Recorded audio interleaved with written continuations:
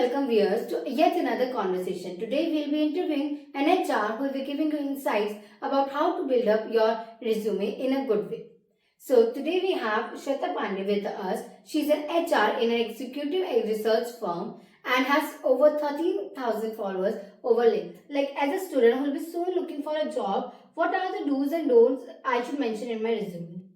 Well, this is the most important question that you can ask for me. Earlier, there is a different format that we use for making a resume, and now there is a change in making the resume because we need to make the resume attractive. We have to put our photos, and which should be professional, not into the selfie mode that we keep it on. Photographs, you just put it out your education, which must be into the chronicle order, and your experiences, whatever the recent experience that you are getting, either it's your internship that you have been done, or either you are doing a job. So just mention it out first, then you can just follow by the chronicle order. So the don't over I am mentioning over here, that you do not have to keep your selfie photographs over there, and don't use too much pages on your resume, because and the skills should be not like it should be like technical terms like advanced Excel over there. You can just mention PowerPoint if you need to go over the presentation skills over there.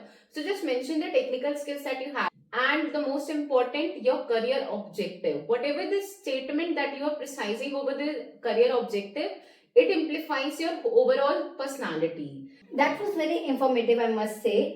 I will be starting my internship in the June next year. So I want to know which platform I should put up my resume, which will be more effective and I will get more realistic jobs. So which platform do you see for a profile? There are so many of platforms are available if you scroll it out on the Google or anywhere. But for me, what I consider the most effective platform that nowadays people can have, it's LinkedIn. LinkedIn is one of the most professional platform that we have to apply for whether it's for the internship, whether it's for job. Okay, so internship for the student I would prefer, and for the job platform you can go for the LinkedIn. But for LinkedIn, you just start making your connection whenever you are just entering on your college. Either from not college, either from the school life also, if you build it out, there is so many of platforms that open through LinkedIn only. You have the Naukri platform, Indeed, Shine, Fresher World. So these are the multiple of platforms are there. But the effective one you have asked, so I will go with the LinkedIn, and the internship for internship and the job for the LinkedIn. Okay, thank you so much for joining us.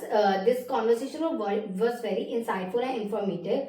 I know a lot of students and who are looking out for jobs must have got your message that how should they build up their resume. And any last advice you want to give before you go?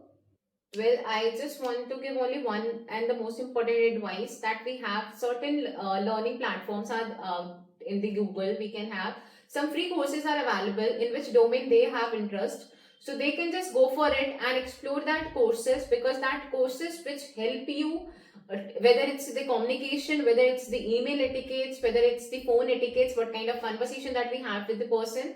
So there are so many of courses that are available online. You can just go for it, learn for it from there. Always be confident while speaking, because that confidence make the interviewer and you too also to understand whatever the communication is going to be happen. That was very important advice, I must say. Like we should all explore more of learning platform and go out of our comfort zones.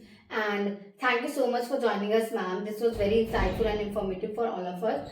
Thank you so much for coming here. Thank you.